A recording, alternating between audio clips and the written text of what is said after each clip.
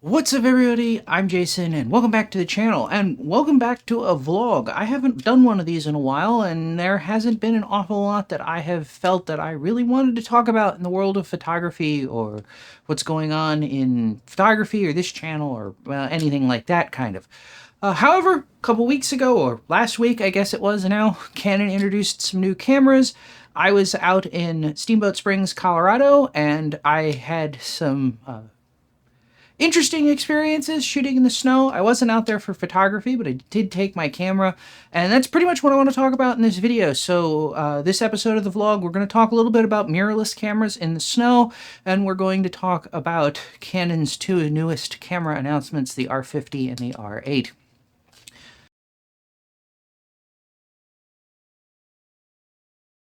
So let me start by talking about shooting in the snow, or the problem that I'm running into shooting with mirrorless cameras in the snow.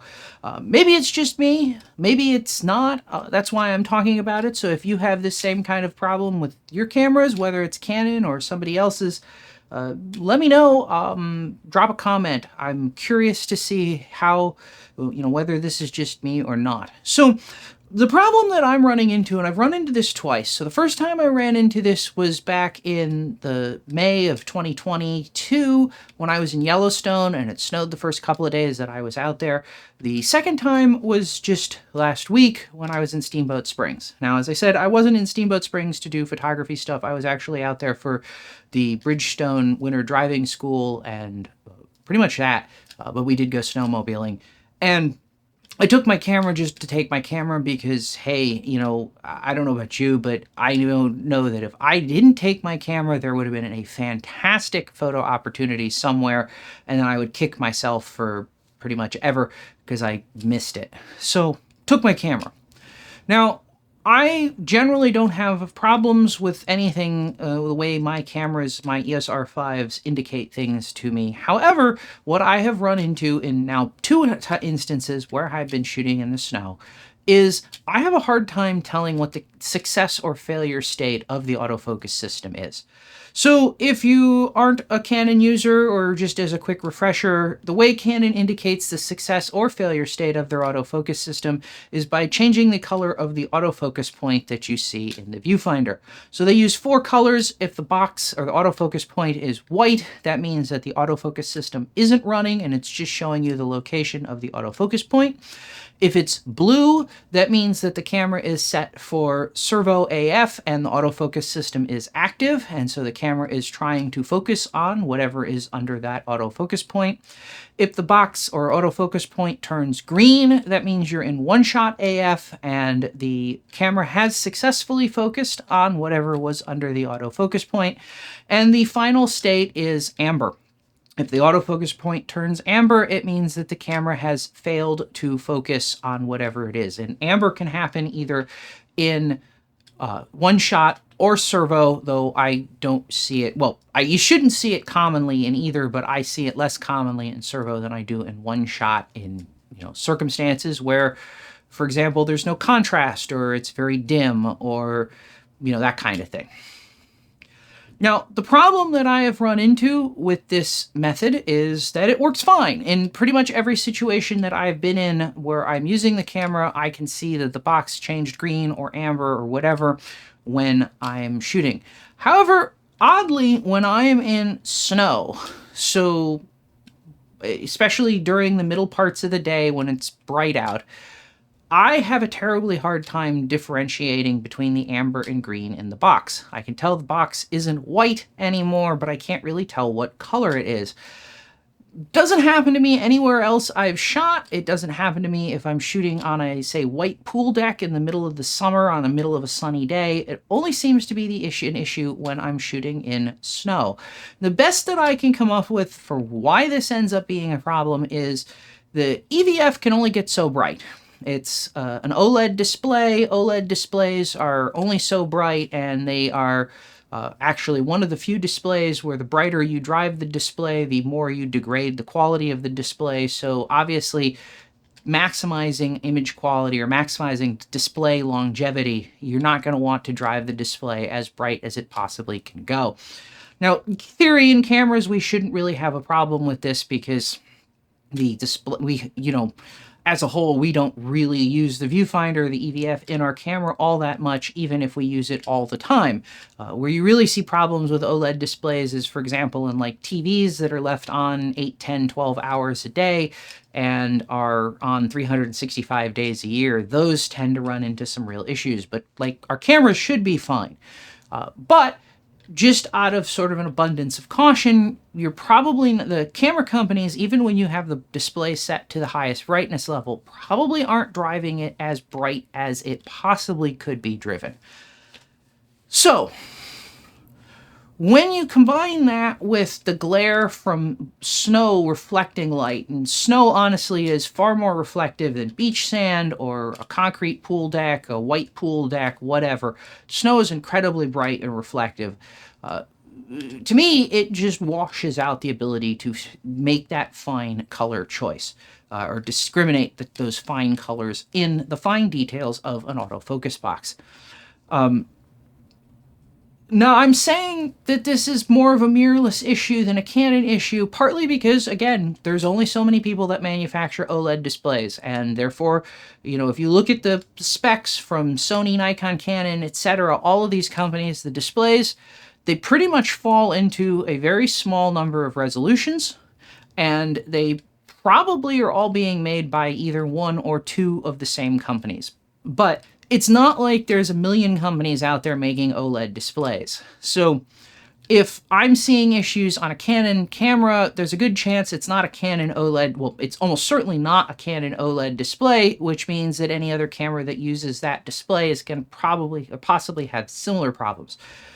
Now, the same token, it's not necessarily a general camera issue, especially not the way I'm talking about it, because I am ultimately talking about a Canon user UI aspect, the differentiation of autofocus success and failure due to green or through green or amber of the autofocus box. So it's entirely possible, as I said, that this might not be an issue somewhere else. But as I said, I've had this happen to me twice, so I wanted to talk about it. Now, if you know of a good workaround for how to deal with this, or you are a Canon shooter and you shoot in the snow a lot and you have a way to deal with this, let me know in the comments. One thing that I would suggest that maybe Canon and other companies like Nikon and so forth might consider doing is not just relying on color to differentiate the autofocus success and failure. I know also a camera will beep if you have beeps turned on, but I don't actually turn beeps on my cameras either because I find them to be annoying. But something as simple as even just blinking the autofocus box if it's failed. So if it's green and solid, then autofocus succeeded. If it's amber and blinking, then autofocus failed, would go a long way to helping this. I'm also not sure how this impacts people with color vision deficiencies. So I'm not going to necessarily say that you have to be like pure colorblind to have a problem discriminating between these two colors. You may only be slightly color vision deficiency and still might have a problem discriminating between green and amber in the camera. I'm not 100% certain, but that would also help address that. So that was the first thing I wanted to talk about, which is the problems that I'm running into shooting with EVFs in the snow.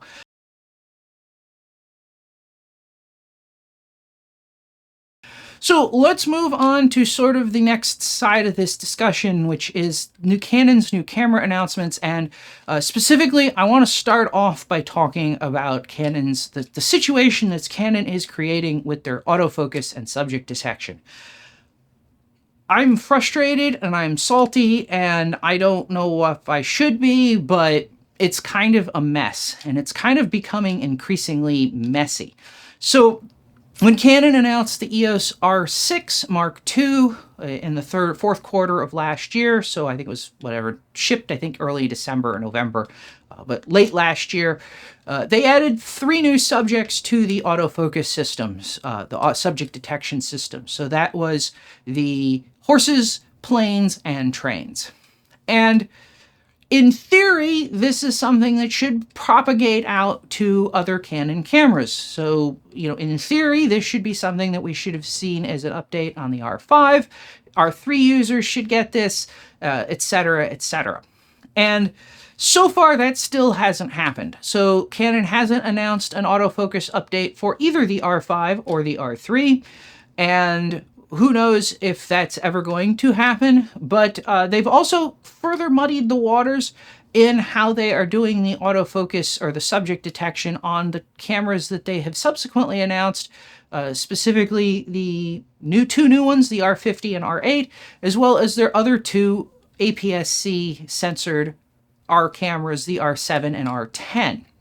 So let me just run through kind of my frustration with this. So first of all, as an R5 user, I find that I'm frustrated because I would like the subjects to detect, especially because planes and potentially horses are super useful for what I'm shooting, subject matter-wise. So I shoot air shows in times, and I shoot wildlife where horses are far more close to the subjects that I'm photographing as opposed to, say, dogs or cats. So elk, moose, pronghorn, that kind of thing. They're more horse-like than cat or dog-like. My experience has been that the cameras can do, in Animal AF, the cameras can do a reasonable job, or my R5 does a reasonable job of picking up things or detecting things like pronghorn, elk, and moose, etc. As long as I'm not trying to do eye detection, but as soon as you try to do eye detection or add eye detection into that discussion, it totally loses the boat because it doesn't really know what an elk or a moose is. It only knows what a dog or a cat is, and they're different enough that it's a problem. Now, elk and moose are different compared to horses, but they're closer to horses than dogs or cats, and in theory, that should help. Now, the whole buy a new camera argument doesn't really fly with me because currently the only two cameras that support the advanced subject detection is the R6 Mark II and the R8, neither of which are actually very high resolution cameras, so they don't actually supplant my R5 in the terms of capabilities that I want to use them to. And that's it. So those are the two cameras actually currently, at least as far as I can tell, that actually support these three extended detectable subjects. The R6 Mark II introduced it, the R8 actually includes it, and people with the R5 and R3 are left high and dry. Now, again, there's been some arguments, I'll come back to this on the R5, but the R3 is one that I find really surprising in the sense that it's Canon's flagship mirrorless camera right now. Why are they not keeping it up to or ahead of their basically mid-tier camera? Now, to further add confusion to this whole mess, and I'm going to say I'm pretty certain about this because I've read through the manuals and the product pages for these cameras, and they don't say that they support it. But I also am going to say that I may have missed something somewhere, so feel free to correct me in the comments if I'm wrong. But it doesn't appear that any of Canon's APS-C EOS Rs support horses, trains, and planes for subject detection. Why not? Even the R50 that's brand new and in theory should have feature capability or software feature capability for things across the board. After all, it's brand new. Doesn't include it. In fact, the only cameras that seem to include it are full frame cameras.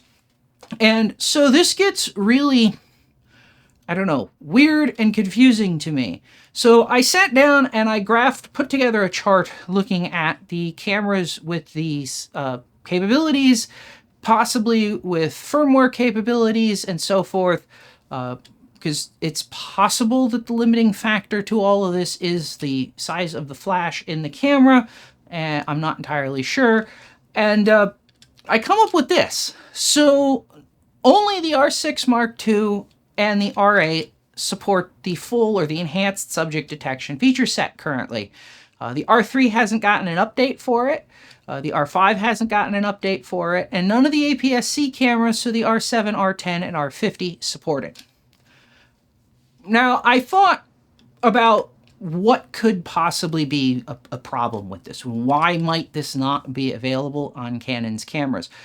Obviously, I've certainly seen all kinds of people, or all kinds of excuses that people have made for the cameras, and I don't necessarily think a lot of them are very good or very well informed either. So to touch on a couple of these. So first of all, the last time that I talked about this when the R6 Mark II was announced, the biggest excuse that I kept seeing was that the R5 is going to be replaced soon, like now. Like February of this year, the R5 is going to be replaced. Well, Canon announced their cameras for February. It's possible that they may have another announcement in the next month, you know, in March or April, maybe. But I'm dubious of that, and I'm dubious that the R5 is going to be replaced in only 3 years anyway, especially considering that the R5 is still very much in the running and competitive in terms of capabilities with its counterparts from other manufacturers. There isn't nearly as much demand to from a technical perspective to upgrade or replace the R5 as there was for the R3. On top of that, I think Canon is probably better off making a big upgrade to the R5 in a year and a half or 2 years from now than trying to make some minor incremental upgrade to the R5 now. So I don't think there's going to be, if, you know, in theory, if Canon goes for a 2.5-year replacement or a 3-year replacement on the R5, I think that it's not going to have as much of a jump in capabilities as the R5, you know, as an R5 Mark II, as it would if they went the whole 4-year cycle that 5 series cameras typically see. And that would make a R5 Mark II a way more compelling product compared to sort of the minor incremental jumps that they might otherwise have made. But as salty as I might be about the R5 not getting an autofocus update, the real question ends up being, what about the R3? It's only a year old. It was only a year old when the R6 Mark II was announced, and it is, of course, Canon's flagship camera in their mirrorless series. I don't think for a minute that Canon's position with the R3 is we'll abandon it or we'll not continue to support it or we're going to just replace it after a year. Not when it's a $6,500 camera and not when it's got the capabilities that it has potentially to be extended because of the situation that it's all in. So I might be salty as an R5 owner, but the R3 should absolutely be seeing the same kind of updates that you're now seeing on, or autofocus features that you're now seeing on a $1,500 entry-level full-frame camera in the R8. So the next argument that I kept seeing come up was that you needed a new CPU or sensor. I've seen a number of people who made the argument that it's the R6 Mark II uses a dual pixel AF2 sensor, and I guess they didn't bother actually reading any of the specs for the cameras that they were claiming didn't have dual pixel AF2 sensors like the R6 Mark I or the R5 or the R3, because that's what they all use. CPU side, there could be an argument to be had there. However, the problem is that if Canon's branding multiple different CPUs with multiple different capabilities as Digic X, they're creating their own confusion and sowing their own angst in their users. If the cameras like the R6 Mark II and the R8 have actually a different CPU, call it a Digic X Plus or whatever, and that is a part of the reason, or a major part of the reason, that those cameras can do things that, say, the R3 can't do, then it would behoove Canon to actually market those cameras with a different CPU so that people weren't left wondering why all these Digic X cameras aren't all capable of doing the same subject detection. So, you know, the Canon has used the Digic X in the R5, the R6, the R3, the R6 Mark II, the R7, the R8, the R10, and now the R50. They all use the same CPUs, according to at least the branding that Canon is putting on the camera. Now, the sensor side of the argument is also rings hollow to me, largely because I think it demonstrates that a lot of people don't fully understand, or at least a lot of people who are willing to argue about this, don't fully understand how subject detection and autofocus work and what's going on under the hood. The short of it is, subject detection and the actual driving of focus and measuring focus are two separate processes. Subject detection works on an image. So broadly, and I am simplifying here, the way the whole subject detection process works is that you train a machine learning based algorithm, that's like what everybody's talking about, on supercomputers with source or reference images that are marked up in a way for the computer to learn what it should be looking for. So you feed in hundreds or thousands of images of, say, people at the start with things marked up like, this is a head, these are the eyes, these are the places that the computer should focus on identifying and selecting or targeting. This takes a long time and a lot of compute power. Your camera is not doing this. What's happening is this machine learning stuff running on a supercomputer is spitting out an algorithm that is much smaller and much simpler and much more easily implemented. I'm not exactly 100% certain on what the fundamental thing is, but it's a block of code essentially that you can run where you could feed an image in and it will look at the image and it will identify where in the image something that it's whatever it's trained to identify is, and then it will spit out the coordinates of a box essentially surrounding that area that was identified.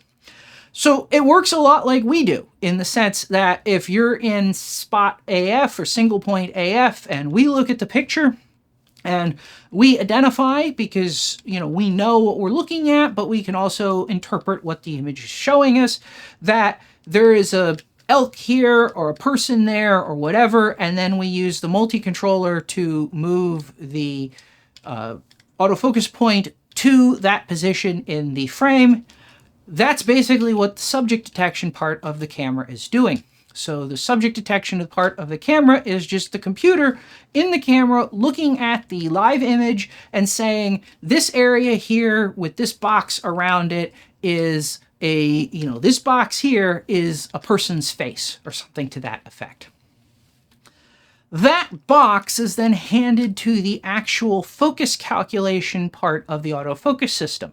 This is the part that's reading the dual pixel data from the sensor, calculating the focus error and commanding the lens to focus towards infinity or away from infinity, and repeating that process as a closed loop to ensure that the camera is actually focusing.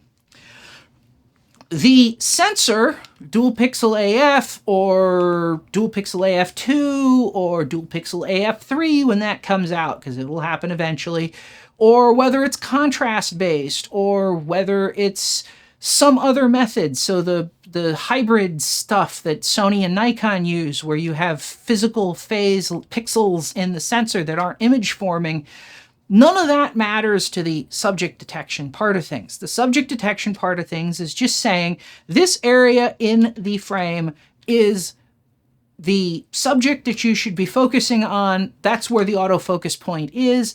And then the autofocus part of the measuring defocus and commanding the lens is operating on that information. So there's no real compelling reason to argue or to consider that the sensor isn't providing enough information, especially when you consider that in the case of, for example, both the R3 and the R8, their live view images are probably lower resolution than the live view images in the R5 and R3. The R6 Mark II and R8 are lower resolution because the EVFs are lower resolution, and so they don't have to read the sensor out as a higher resolution to drive the viewfinders. Maybe Canon is doing that, maybe they're not, I'm not sure. But in theory, they could be lower resolution than you would have in the R5 or R3, and the R5 and R3 would therefore be better capable of detecting things because it has more information to work with. Finally, I think the thing that frustrates me about all of this is all software. And we can argue about product differentiation one way or another, but Product differentiation over minor trivial features like this is not a good way to differentiate products. So in the case of, for example, the R7, R10, and R50 that don't seem to support these advanced or the enhanced subject detection capabilities, you're already differentiating those products from the R5s and R6s and even R8s and R3s because they're cropped cameras. Like, that is the product differentiation. It's never going to matter that much whether you can detect or not detect like, nobody is going to say, well, I was going to buy an EOS R3 full frame at $6,000 with all of the bells and whistles that come in an EOS R3, but I decided to buy an R50 instead because it's got some trivial feature. It can detect horses. I mean, that simply doesn't make a lot of sense from a business perspective, not when you're making so many other compromises. So I don't really buy this as a product differentiation point. Personally, based on the work that I have done in the R5 and R6 tips and tricks series and the investigations that I've looked into and how Canon has handled bugs and code changes and issues where a bug will be reported for one camera, for example, a network bug in the 5D Mark IV, and it was fixed in the 5D Mark IV, but then it appears again in other cameras like the R6 or the R5, where, it should have been fixed across the board because it's a fundamental bug, obviously, in the network stack, not in some camera-specific element. But it seems what Canon is doing under the hood, instead of having a well-architected code base where there is one unified code base that pulls in camera-specific modules or files or whatever for building each camera's firmware, it seems more like what they do is they just fork some part of the code base somewhere to go off and start the work for a new camera. And so when there's a fundamental issue with something like networking or an update to the autofocus system or something like that, instead of that being something that can be easily and cheaply and efficiently pushed out internally at Canon, it's just update the subject detection code, rebuild the firmwares for the camera, run them through the automated test suite to make sure that they work, and ta-da, here you have a new subjects and a new firmware for your camera. That doesn't seem to be the case. Now, obviously, I don't work for Canon. I have no inside football on this or baseball on this or whatever. They could be way better shape than it seems like they're in, but the fact that they can't seem to do this seems to be more problematic, that there seems to be more underlying problems in the way Canon is developing the software for their cameras than I would expect in a well-organized or designed, architected software development environment. Now, why no update for some of the cameras? Well, there is one good excuse that I can come up with for why Canon may not have an update for the R5 to include the new subjects to detect. And that is simply that the firmware flash on the camera might not be big enough. When the R5 was released, the firmware was like 40 meg. The camera could potentially have only a 64 meg flash chip in it for the firmware, so that's what you're updating every time you put a new firmware on. And it may be that going to the new subject to detect stuff, because if we look historically, if we look back at the difference in size between firmware 1.3 and 1.4, when Canon added the vehicle detection to the R5, the firmware did grow by about 4 or 5 meg. It may be that adding the new subjects to detect pushes the camera over the amount of flash that it actually needs to both save the firmware and your custom user settings and whatnot for the camera. And so I looked at the flash situation on these cameras. The R6 Mark II has to have more than 64 meg of flash because the last firmware update for it was about 75 meg. The R3 certainly has more than 64 meg of flash because its firmware updates are about 100 or about 80 meg, somewhere in that range. But the R5 has been sitting very comfortably at about 50-55 meg, give or take, for the last couple of firmware updates. So if you had to add, well, even if you had to add 5 meg for the new features plus the custom user modes on the camera, depending on how those custom user modes are saved, I could see where that would run the camera potentially out of space if it only had 64 meg in the camera. Now, again, what gets the goat on all of this is that the R7 and R10 both have firmwares that are larger than 64 megs. And they don't support the full subject detection range. So yeah, I don't know.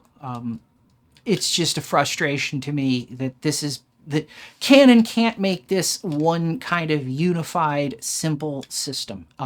Everything should have this. Firmware updates or autofocus subject detection updates should not be a tier-based or class-based thing unless they're incredibly specific. And horses, planes, and trains are not incredibly specific.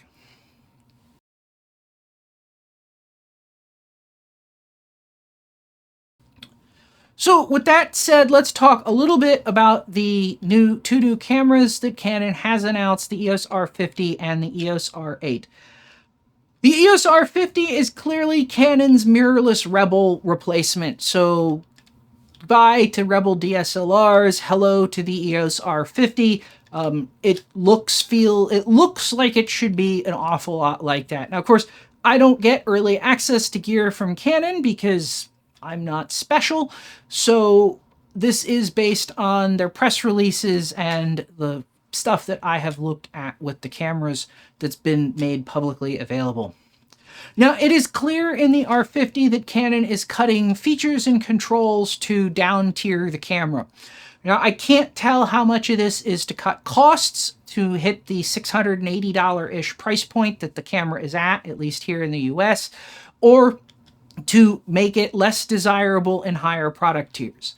So this is the first EOS R camera to have only one dial. There are no multiple dials on the camera, which means you will be far more dependent on the control dial on the RF lenses. If you aren't an RF lens user, or you're looking to say pick up higher end EF lenses and put them on mount adapters, that kind of implies that you're going to need the more expensive control ring mount adapter than just being able to use the non-control ring mount adapter. Two dials makes it really easy to work on that. One is a little bit more challenging. There's no multi-function button like the R8 and 10 and R5 and 6 and so on have. Now, presumably, I'm going to make a guess here, but hopefully the ISO button can be reprogrammed to bring up the dial function menu. You would still have access to ISO through that, but you would also have access to exposure compensation, flash exposure compensation, and a number of other camera functions. So that actually makes sense in a way. And in fact, in some respects, it makes more sense to me that you have the multifunction button with the dial menu than you would have a dedicated ISO button that on an entry-level camera. On top of that, the ISO button does seem to be kind of awkwardly located. So it is to the right and behind the shutter release. So I've tried kind of feeling how that feels on my cameras. I don't think it's the most comfortable button to hit. I think the way where Canon puts the MFN button to the left and behind the shutter release is a little bit more comfortable, but that's just me. Now, what struck me about the R50 is the exposure compensation shift button. When I first looked at the camera, I didn't see one, which actually was a big part of my complaint with the camera, because with only a single dial, you need a way to manipulate the exposure compensation or your secondary exposure handle. and it was not obvious to me how that was being done. So in the past on Canon Rebels, there was a very obvious button near where your thumb would lie, near the top right corner of the LCD screen, that you would hit to do the toggle. On the R50, it's there. I actually found it after re-examining the images, and it is the up position or the top position of the multi-function button, multi-controller, whatever you want to call it, that multi-directional D-pad type button at the bottom of the camera. Now, I think ultimately you're probably, if you're shooting with an R50, you're probably going to have a much higher level of dependency on using the control ring on your RF mount lenses, and likewise if you're shooting with EF lenses on a mount adapter, you're probably going to need or want the mount adapter with the control ring on it, just to give you a second dial and the accessibility of using the exposure compensation or your secondary exposure handle through a dial more directly. But it is on the camera. It also, again, seems to me like it's kind of an awkward place. It's down low. There's probably a bit of a stretch to it, but in actually looking at it, it really also kind of shows how much Canon has tried to compress the R50 into being a tiny camera, given the size of the lens mount and the size that things kind of have to be in general. Additionally, they have removed the 5-pin ETTL hot shoe contacts from the hot shoe, so it is a multifunction shoe only. I don't know if I understand this design decision either. So obviously, I think Canon wants you to buy their flashes. That seems to be kind of their thing. In fact, I think, quite unfortunately, the entire thought process that Canon seems to be having with the R system is they want everybody to stay with Canon, and they don't really seem to want third parties involved. The problem is I don't see that as a long-term winning solution, and it's certainly not a winning solution for people who are on a budget. So the EL5 or the EL1, Canon's top-end flash, is $1,000, and the EL5 is several hundred. Ultimately, if you're buying a $680 camera and you're going to do flash photography, I feel like there's a good chance that you're going to be using $100-ish, $100 to $200-ish third-party flashes like Youngnose or Godox or whatever, and not much more expensive Canon flashes, especially when you can buy 2 or 3 of the third-party flashes for the cost of one Canon flash, and then you can do wireless off-camera flash and all of that kind of cool stuff. Now, this isn't world-ending. Canon does sell a multifunction shoe to ETTL flash adapter. It's not tremendously expensive. It is $40, but it is an added cost that comes with not having the 5-pin ETTL or 5 ETTL pins on the hot shoe. And I can't see that this saves Canon that much money in building a camera. Now, I am glad that they included the multifunction shoe, because that's somewhat useful if you're doing vlogging or something like that with this camera, because you can slot a microphone in that, a better than in-camera microphone. Unfortunately, this is also a place where Canon has largely let us down as photographers and Canon users. It's a great idea to have this high bandwidth integrated multifunction shoe, able to provide power, able to get multi-channel audio, etc., function. The problem is they are not pushing it on the, not even pushing it. They're not making it so that the industry wants to use it. So the only thing that really works in the multifunction shoe right now are a couple of mics from Canon, a couple of flashes from Canon, but a couple of mics, and the Tascam audio interface, XLR audio interface.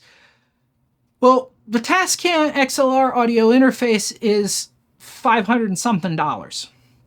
And we're talking about a $600 camera here. That if you're using it as a vlogger, well, maybe you stick one of Canon's mics in it, but what about something like wireless lavs?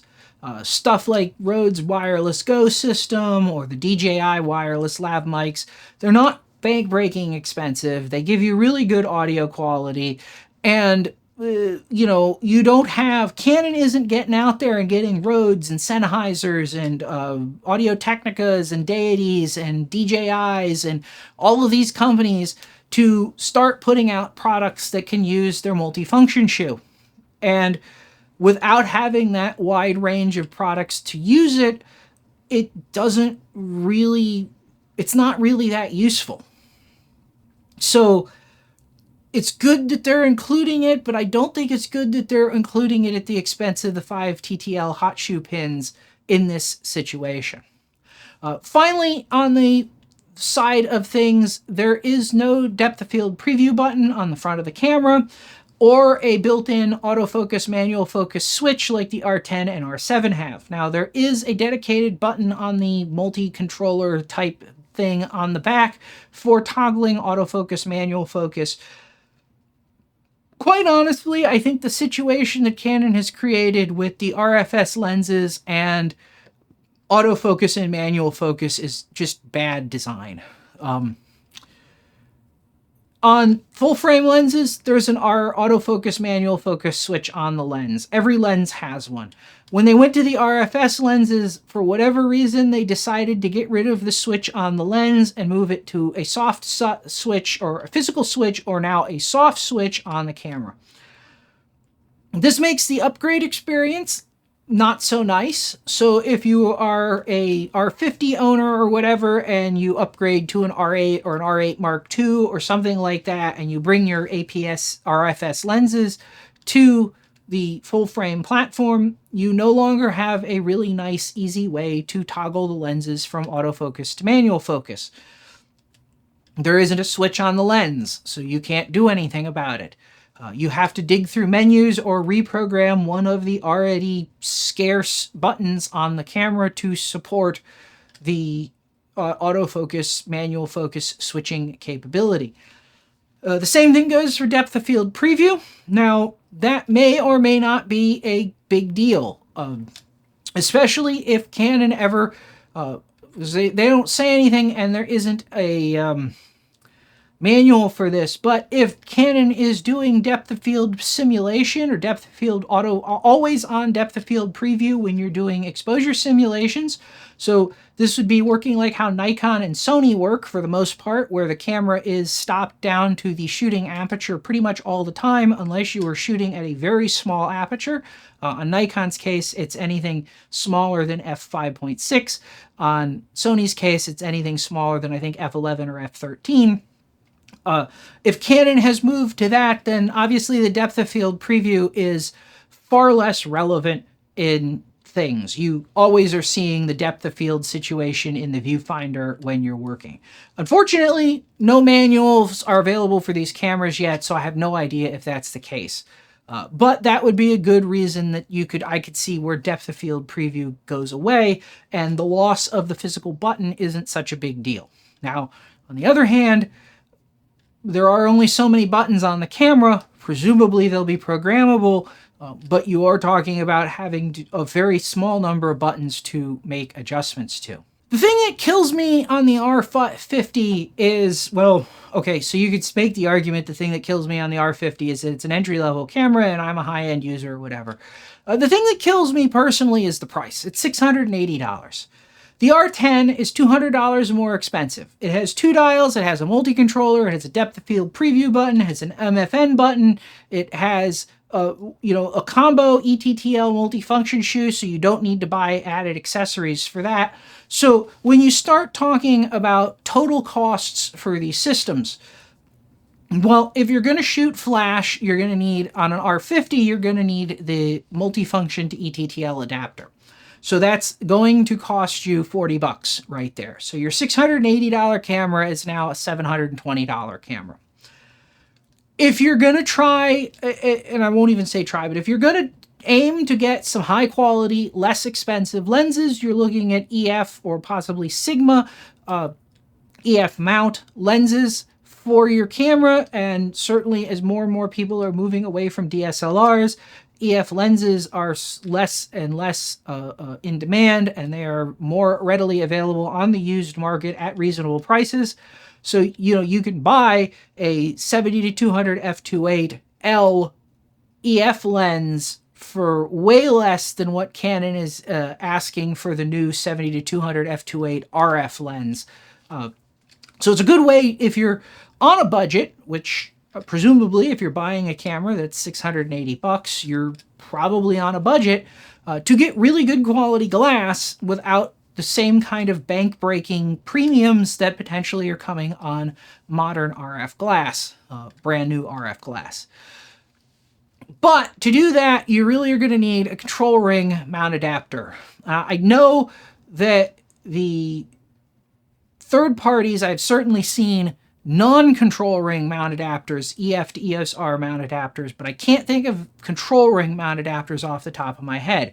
So third-party mount adapters are way less than $100. Canon wants $100 for theirs. Canon wants $200, if I remember correctly, for the control ring mount adapter. So you're talking about a $100 premium because you really do need that extra dial for the overall control of the camera system to just have something that really is efficient to use.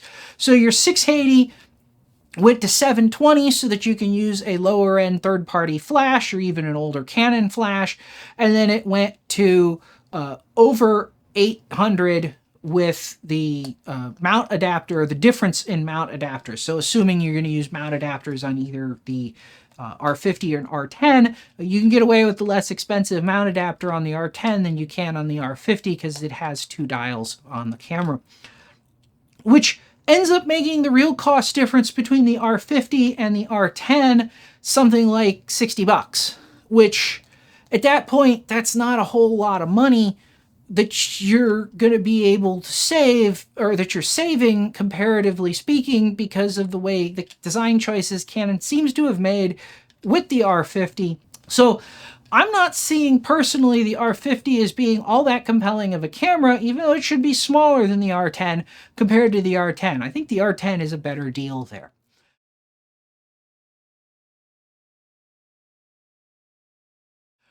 Now the R8 looks a little bit more interesting to me than the R50, so it is $1,500, it is twice as expensive, but it is a full frame camera, it's more than 20 megapixels, it still has a simplified UI, but it's not as bad as the R50. So there are two dials, but there isn't a multi-controller, or at least a separate multi-controller. However, there is a D-pad multi-controller-like feature around the quick control button, and it's not labeled like it is on the R10 and R7, or at least the R10 and R50. Whatever. It's not labeled, implying at least that it's more of a multi-controller type function than a just substitute for not having buttons for things type function. There is an MFN button, but there is no ISO button on the R8. But again, the MFN button will have a dial function menu. One of the dial function menu options is ISO, so that's readily accessible. And either way, ISO... So this is one of those weird places too, in my opinion, where as technology has moved, the necessity for the ISO button, especially on like a low-end camera, has shifted a little. So back in the day when you didn't have really good auto ISO and you didn't have the capability of having the camera like choose an ISO based on the focal length of your lens, being able to choose your ISO is a pretty important deal, at least in my opinion.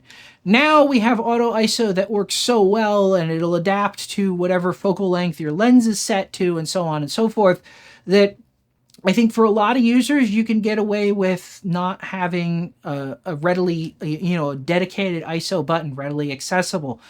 Most people will probably have the camera in some form of auto ISO, and will be pretty happy or perfectly happy with that. You really only have to, it really only gets into the very higher end where you really want absolute control that I think really good manual ISO control is as big of a deal as it should be or can be. Finally, on the R8, the hot shoe has both the TTL and multifunction shoe connections. So you're not giving up the ability to run inexpensive flashes because you aren't, it has the ability to mount them right out of the box. So, you know, full frame, I think the R8 is a really interesting looking, a really compelling looking entry-level camera. I might like to have seen it be a little cheaper, but yeah, I don't have a really good handle on what exactly the price point for something like that should be, especially with inflation and supply shortages and all of the things that we have. And that in some real sense, cameras like the EOS RP and the EOS R8 are very much kind of a new thing in some respects, that they're not, historically, entry level has always been limited to APS-C. And the 6Ds were almost $2,000 or $2,000 cameras. And so a $1,500 entry-level full-frame body, yeah, maybe it's not that bad of a deal, all things considered. So anyway, that's Canon's new cameras, my continued frustration with the autofocus subject detection that Canon is going on about, and the problems that I've run into shooting in the snow. So if you have some thoughts on any of this, please feel free to leave a comment below. I'm always interested to hear others' thoughts and opinions on these things. If you found this interesting, let me know by hitting that thumbs up button. If this kind of thing seems like it might be your kind of thing, please consider subscribing if you're not already. And as always, thanks for watching, and I'll see you next time.